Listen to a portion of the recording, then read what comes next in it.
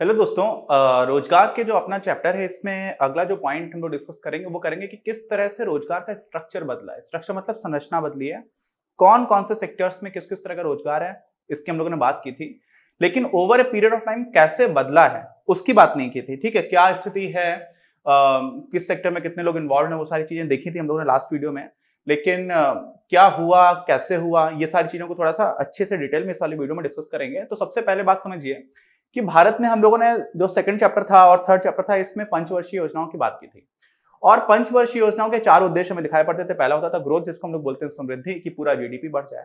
दूसरा हमारा growth objective था आधुनिकीकरण का, मॉडर्नाइजेशन का, पुरानी टेक्नोलॉजी को छोड़कर के नई टेक्नोलॉजी को एक्सेप्ट करना स्टार्ट करें।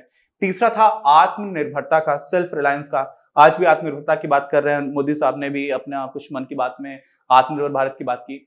और जो चौथा उद्देश्य था वो था समता का, इक्विटी का, कि जो भी इकोनॉमिक प्रोग्रेस हो रही है, अगर आर्थिक समृद्धि हो रही है, आर्थिक विकास हो रहा है, तो उसका जो फल है वो देश के सारे लोगों तक पहुंचे। ऐसा ना हो जाए कि कुछ लोग दसियों हजार करोड़ रुपए के घर बना लें और कुछ लोगों को खाने का सामान भी ना मिले। इस तरह का, इतनी असमानता ना हो, इस तरह का प्रयास भी हमारे जो प्रारंभ की पंचवर्षीय योजनाएं थी उनमें रहा है। अब जो समता का पॉइंट है ना, ये चार उद्देश्य हुआ करते थे। ठीक है, पहला ये, दूसरा ये, तीसरा ये और चौथा ये। अब चौथा जो उद्देश्य था समता, इसी में रोजगार इससे जुड़ा हुआ एक एक एस्पेक्ट है इसका। ठीक, कैसे? जैसे Mahatma Gandhi national rural employment guarantee act जो है मनरेगा, इसमें भी 100 दिन का रोजगार दिया जाए जिससे कि समता आ जाए, है ना। ऐसा ना हो कि इतना ज्यादा असमानता ना हो जाए। ऐसा भी नहीं है कि जो लोग वास्तव में उद्यमी हैं, मेहनत कर रहे हैं, तो उनको ज्यादा अच्छा फल नहीं मिलना चाहिए, ऐसा ना हो। लेकिन इतनी ज्यादा असमानता भी ना रहे। तो इस उद्देश्य के से ही जुड़ा हुआ है रोजगार। और समृद्धि हमारा पहला उद्देश्य हुआ करता था। और अभी हम लोग इस चैप्टर में, खासतौर से इस वीडियो में, समृद्धि और समता में रोजगार वाला जो पहलू है, इन दोनों को एक साथ देखने की कोशिश करेंगे कि किस सेक्टर में इस पॉइंट ऑफ व्यू से हम लोगों ने कैसा परफॉर्म किया। तो देखने में हमें समझ में आता है कि समृद्धि या ग्रोथ की बात की जाए ना, तो भारत ने संतोषजनक रूप से परफॉर्म किया है। कई बार ऐसा लगता है कि बहुत कुछ गड़बड़ चल रहा है अभी भी, लेकिन आप देखेंगे खासतौर से 1991 के बाद जो आर्थिक सुधार किए गए थे उनका काफी अच्छा परिणाम हमें देखने को मिलता है। भारत में अर्थव्यवस्था ने काफी तेजी से गति पकड़ी। लेकिन जो दुखद है एस्पेक्ट वो ये है कि ग्रोथ तो अच्छी होती रही, कभी कम भी हुई, कभी ज्यादा भी। 1980 में और बीच बीच में कभी ऐसा भी हुआ कि नकारात्मक भी चली गई। 1965 में भी पाकिस्तान से युद्ध हुआ था तो उस साल भी नकारात्मक हो गई। इस साल कोविड-19 की वजह से तो एक क्वार्टर में 24% नीचे चली गई, जो अभी तक इतिहास में नहीं हुआ कभी। और कोविड-19 वाला एक अलग इशू भी है। तो ऐसी स्थिति में हुआ क्या है कि ग्रोथ फिर भी ऑन एन एवरेज काफी अच्छी हुई है। और उस प्रपोर्शन में, उस अनुपात में अगर आप एम्प्लॉयमेंट की ग्रोथ देखोगे तो बहुत ही कम रही है। 2% से भी कम रही है औसतन। आप देखोगे तो हुआ क्या है कि 1950 से 2010 तक का टाइम पीरियड अगर आप देखोगे तो उसमें जो एम्प्लॉयमेंट की समृद्धि दर है ना, वो 2% वार्षिक से भी कम रही है। ये लेस देन का चिन्ह है। ठीक, और जो ग्रोथ रही है वो सकारात्मक भी रही है और रोजगार सृजन की जो समृद्धि दर है उससे अधिक रही है। तो ऐसे में हुआ क्या है कि इसका मतलब क्या हुआ? इसी का जो मतलब है वो ये समझ लो आप, इसी को ऐसे बोल सकते हैं कि हम जो भारतीय है ना, हम लोगों ने भारतीय अर्थव्यवस्था में रोजगार सृजन के बिना ही, ठीक है, रोजगार सृजन नहीं किया, उसके बिना ही हम अधिक वस्तुओं और सेवाओं का उत्पादन करने में सक्षम रहे। हमें ज्यादा लोगों को नौकरी देने की जरूरत नहीं पड़ी, फिर भी हमने गुड्स और सर्विसेज का प्रोडक्शन बढ़ा दिया। अच्छी बात है क्या? एक तरह से आप देखोगे तो आपको लगेगा कि अरे कम लोगों में ही ज्यादा काम कर ले रहे हैं, लेकिन बात है कि जो लोग छूट गए हैं ना, उनको रोजगार में नहीं है, तो असमानता उससे बहुत ज्यादा बढ़ रही है, जो किसी भी देश के की स्थिरता के लिए काफी खतरनाक होता है। और अभी कुछ दिन पहले ऐसी रिपोर्ट्स भी आई थी कि भारत में 45 सालों में सबसे ज्यादा बेरोजगारी है। तो अभी तो स्थिति और भी ज्यादा खराब हो गई है उस दृष्टिकोण से अगर आप देखेंगे। तो यहां पर क्या समझ में आता है कि ग्रोथ में समस्या नहीं है, ओवरऑल जीडीपी ग्रोथ में समस्या नहीं है, लेकिन समस्या है रोजगार। अच्छा, और इसी में एक और चीज अगर आप देखोगे कि 1991 के जो आर्थिक सुधार हुए थे ना, उसके बाद से जो जीडीपी दर थी वो काफी ज्यादा तेजी से बढ़ी है। यानी कि सकल घरेलू उत्पाद और भी ज्यादा तेजी से बढ़ा और जो एम्प्लॉयमेंट था वो और भी उसकी दर कम होती चली गई। यानी कि पहले से ही ऐसा था कि जीडीपी ज्यादा तेज बढ़ती थी, एम्प्लॉयमेंट रेट कम धीरे धीरे बढ़ रहा था। यहां पर क्या हुआ, 1991 के बाद से जीडीपी और ज्यादा तेज बढ़ गई और ये इसका जो वृद्धि दर था वो कम हो गया। तो उनके बीच में और ज्यादा गैप आ गया। क्या आ गया? और ज्यादा गैप आ गया। अच्छा, और इसी वजह से एम्प्लॉयमेंट समृद्धि दर कम होने लगी और इतनी कम हो गई कि जो हम लोग स्टार्टिंग में प्लानिंग का टाइम पीरियड अपने यहाँ देश में स्टार्ट हुआ था 1951-52 में, उस लेवल पर जाकर के पहुंच गई कि ग्रोथ इतनी कम है, एम्प्लॉयमेंट रोजगार के दृष्टिकोण से। और इसी के लिए बहुत ज्यादा कॉमन टर्म आजकल यूज किया जाता है जिसको बोला जाता है जॉबलेस ग्रोथ, यानी कि ग्रोथ तो है, समृद्धि तो है, लेकिन रोजगार नहीं है और इससे असमानता बढ़ रही होती है और ये काफी ज्यादा दुख की बात है। अच्छा, इसी को हिंदी में हम लोग बोल देते हैं रोजगारहीन समृद्धि। ठीक है। अच्छा, अब क्या हुआ, अब आपको ये समझना पड़ेगा कि भारत सहित जो भी बहुत सारे देश रहे हैं उनमें रोजगार को कैसे ज्यादा प्रोडक्टिव बनाया जाए और किस तरह से ज्यादा रोजगार सृजन किया जाए। तो इसमें ऐसा सोचा गया कि कृषि से आप हटा दो, एग्रीकल्चर में ऑलरेडी बहुत ज्यादा लोग लगे हुए थे, जहां पे मैं काफी सफलता भी मिली। अगर आप 1972 और 73 का डेटा देखोगे तो लगभग 75% लोग ऐसे थे जो खेती पर आधारित थे, जो 2011 और 12 आते आते 50% से कम हो जाता है। इसका मतलब करीब 24-25% लोग अनुपातिक रूप से श्रमिक बल का 24-25% जो अनुपात था वो आपने कहां पर, सेवाओं में और उद्योग यानी कि इंडस्ट्रीज में शिफ्ट कर दिया, जो काफी अच्छी बात रही। लेकिन उसके बाद भी अभी भी बहुत ही ज्यादा लोग कृषि पर आधारित हैं। तो ये जो ध्येय था ना वो ये था कि जो कृषि पर निर्भर लोग हैं उनको, उनके अनुपात को कम करो। कम कैसे कर सकते हो, आप बाकी जगह पर शिफ्ट कर दोगे। अच्छा, अब इस चीज में हम लोगों को सफलता मिली है, लेकिन जितना ज्यादा एक्सपेक्टेशन था उस हिसाब से उतना सफल नहीं रह पाए हैं। और रोजगार सृजन में ओवरऑल एक चीज और भी नकारात्मक मिलती है, वो आता है श्रम बल का इनफॉर्मलाइजेशन, जिसको हम लोग बोलते हैं अनियतीकरण। ठीक है, अभी मैं आपको वो पैड पर काम करके दिखाऊंगा तो आपको समझ में आएगा। अनियतीकरण का मतलब क्या होता है। देखो, नियतीकरण का मतलब होता है रेगुलर एम्प्लॉइज जिसको सैलरी मिल रही है। सारी बात हम लोग पहले स्टार्टिंग के वीडियोस में कर चुके हैं चैप्टर के। और इसमें आपको रेगुलर सैलरी मिल रही है, सोशल सिक्योरिटी है। सोशल सिक्योरिटी का मतलब होता है कि आपकी वृद्धावस्था में आपको जो भी समस्याएं आ रही होती हैं उसके लिए आपको इंश्योरेंस भी होता है, मेडिकल इंश्योरेंस वगैरह मिल जाता है।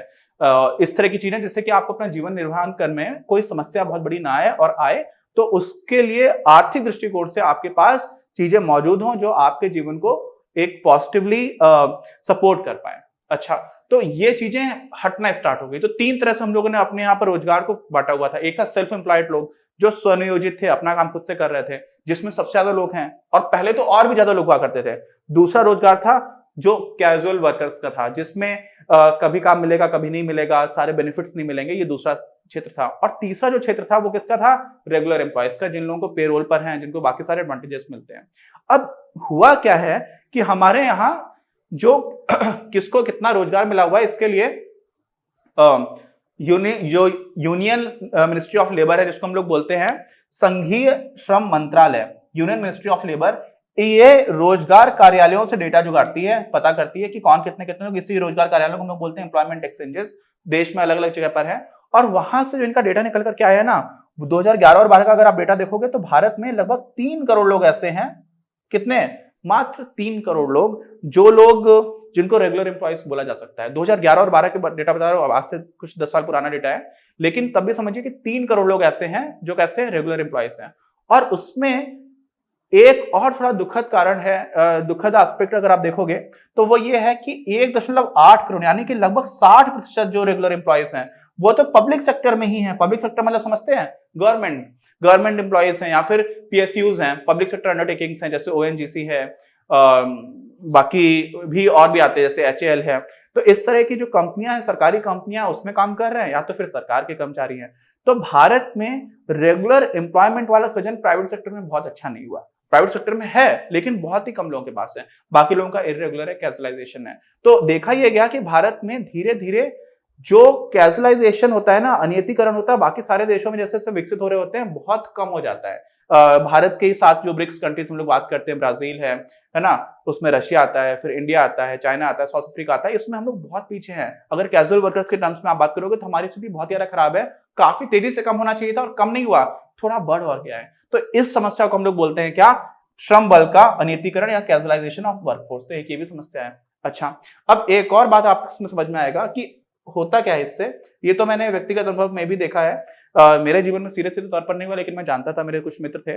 मैं आता हूँ कानपुर से, कानपुर मेरी पढ़ाई हुई कक्षा 9 से 12 तक। एक कानपुर में स्कूल था, पंडित दीनदयाल उपाध्याय, वहां से पढ़ा हूँ, सनातन धर्म विद्यालय पूरा नाम ऐसा था। कानपुर में एक लाल इमली नाम की मिल हुआ करती थी और बहुत सारे, कानपुर को नॉर्थ इंडिया का हम लोग मैनचेस्टर कहते थे। मैनचेस्टर एक शहर है इंग्लैंड में, यूके में। इंग्लैंड और यूके थोड़ा अलग है, आप अभी मान लो कि इंग्लैंड में है। और उसको वहां पर बहुत सारी क्या थी, कॉटन मिल्स थी। और जब इंडस्ट्रियलाइजेशन हुआ था तो वहां पर बहुत सारी कॉटन मिल्स की वजह से काफी पॉपुलर हो गया था। भारत का मैनचेस्टर हम लोग अहमदाबाद को कहा करते थे, क्योंकि अहमदाबाद में बहुत सारी मिल्स हुआ करती थी। और ऐसा हुआ 1980 का दशक जब आया तो उसके स्टार्टिंग से ही बहुत तेजी से मिल्स बंद होना स्टार्ट हो गई। मुंबई में तो मिल्स बहुत तेजी से बंद होने लगी। अहमदाबाद में जो मिल में काम करने वाले वर्कर्स थे उनकी यूनियंस बहुत स्ट्रांग हुआ करती थी, और मिल्स को कई बार बंद होने में बहुत समय लगा, दशकों तक का समय लग गया, 10 साल में धीरे धीरे करके बंद हो पा रही प्रोसेस। और करीब 1.5 लाख लोग थे जो इसमें काम कर रहे थे। तो ऐसे में बहुत सारे लोगों का जॉब चला गया, मिल्स बंद हो गई। अब मिल नहीं चल रही तो आपको पैसे तो मिलेंगे नहीं। तो ऐसे में जिन लोगों को का परमानेंट जॉब था, जो लोग रेगुलर एम्प्लॉइज थे, जिनको मिल रहा है, जिनको वेतन मिल रहा है हर महीने, बाकी बेनिफिट्स भी मिल रहे हैं, उनको पता है कि हाँ जीवन भर वो ये काम करेंगे और उनको सैलरी मिलती रहेगी, तो आर्थिक रूप से काफी उनकी सुदृढ़ता थी। और मिल्स बंद होने के बाद से क्या हुआ, बहुत सारे लोग ऐसे थे जो मिडिल क्लास में थे, वो वापस से कहां पर, कैजुअल वर्क फोर्स का हिस्सा बनने को मजबूर हो गए। कानपुर में भी ऐसा कुछ लोगों के साथ हुआ था। जब कानपुर में मिल्स बंद होना स्टार्ट हुई तो वहां पर भी बहुत सारे ऐसे परिवार थे, अभी भी उसकी न्यूज वगैरह निकलती है और काफी दुखद होता है, जिनकी स्थिति अच्छी चल रही हो और उसके बाद से अचानक से आपकी नौकरी चली जाए और पूरा परिवार को ही बीड़ी बनाने पर, छोटे छोटे काम जो काफी इनफॉर्मल नेचर के होते हैं उसमें ढकेल जाने पर मजबूर हो जाते हैं कई लोग ऐसे।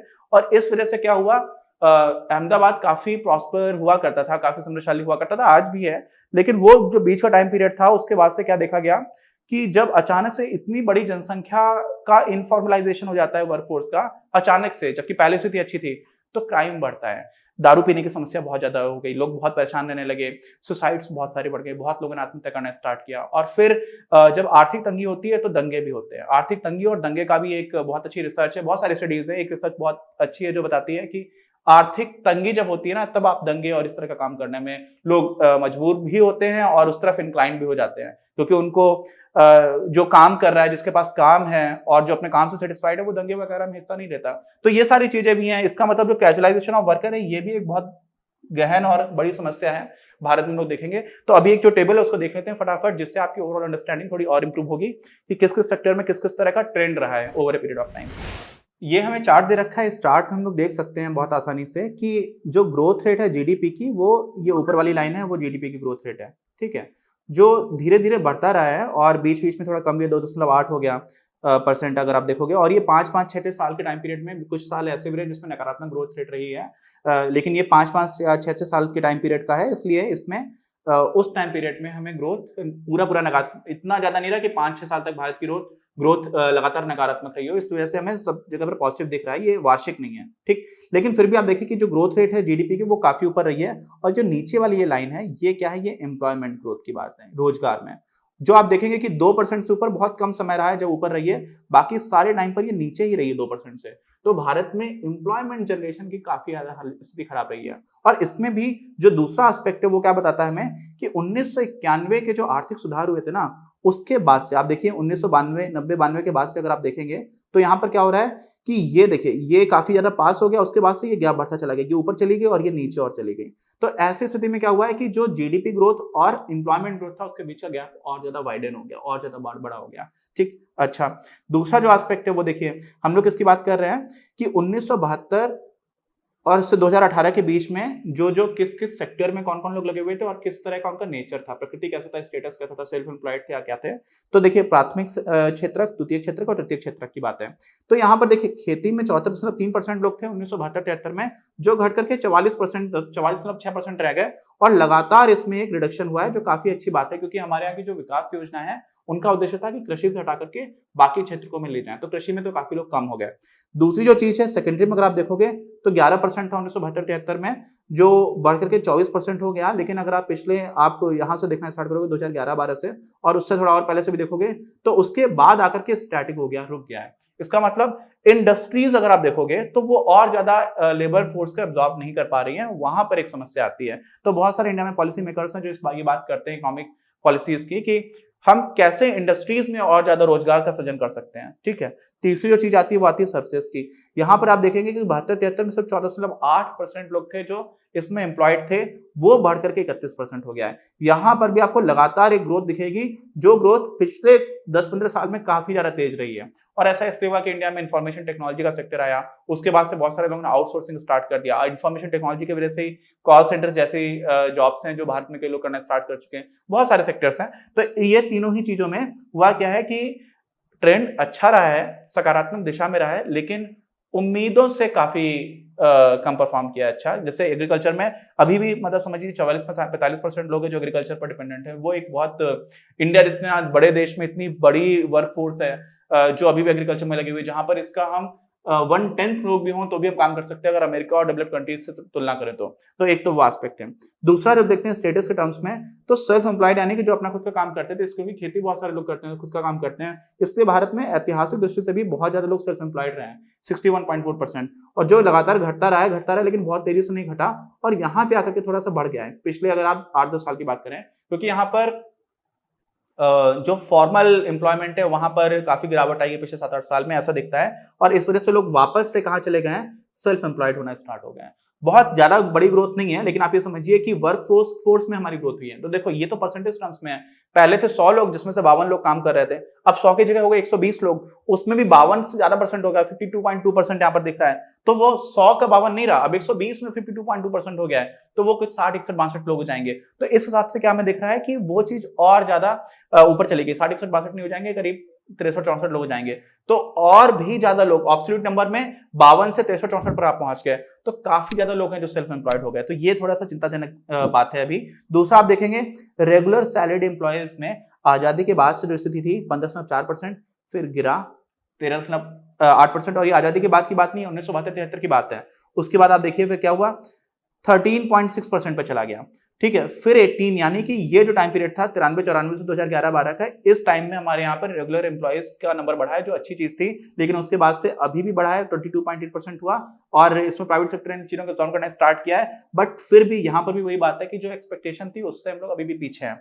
और एक और जो चीज आ जाती है कैजुअल वेज लेबरर्स की, सबसे ज्यादा दुखद बात जो हम लोगों ने बात की थी कि कैजुअलाइजेशन ऑफ वर्कफोर्स, भारत के आसपास के जितने भी देश हैं जिनको हम अपने जैसा मान सकते हैं, उनके तुलना में हमारी ये हालत काफी ज्यादा खराब है। 23.2% लोग ऐसे 72-73 में जो कैजुअल वर्कर्स थे, ठीक है, अनियत मजदूर इनको बोलते हैं, वो बढ़ा 28.9% हुआ, फिर 31.8% हो गया, फिर 30% हुआ, और अभी पिछले 4-5 साल में 2017-18 तक का डेटा है तो उसमें गिरा है, लेकिन उसके बाद भी जो नंबर ये 25% है, भारत की लेबर फोर्स के 25% लोग ऐसे हैं जो कैजुअल वर्कर्स हैं। बहुत, यानी कि 4 में से 1 आदमी ऐसा है जो जो वर्कफोर्स का हिस्सा है। तो ये बहुत ही दुखद एस्पेक्ट है, यहाँ पर हमें काफी ज्यादा काम करने की आवश्यकता है। तो ये दोनों चीजें हम लोगों ने देखी, जिससे थोड़ी और क्लैरिटी मिली होगी। इसी चैप्टर को आगे हम लोग अपने अगले वीडियो में कंटिन्यू करेंगे। कोई डाउट हो तो प्लीज कमेंट बॉक्स में लिखकर बताइए, और अगर अभी तक चैनल सब्सक्राइब नहीं किया तो प्लीज सब्सक्राइब द चैनल, बाकी लोगों के साथ शेयर करिए। मिलते हैं हम लोग अपने अगले वीडियो में।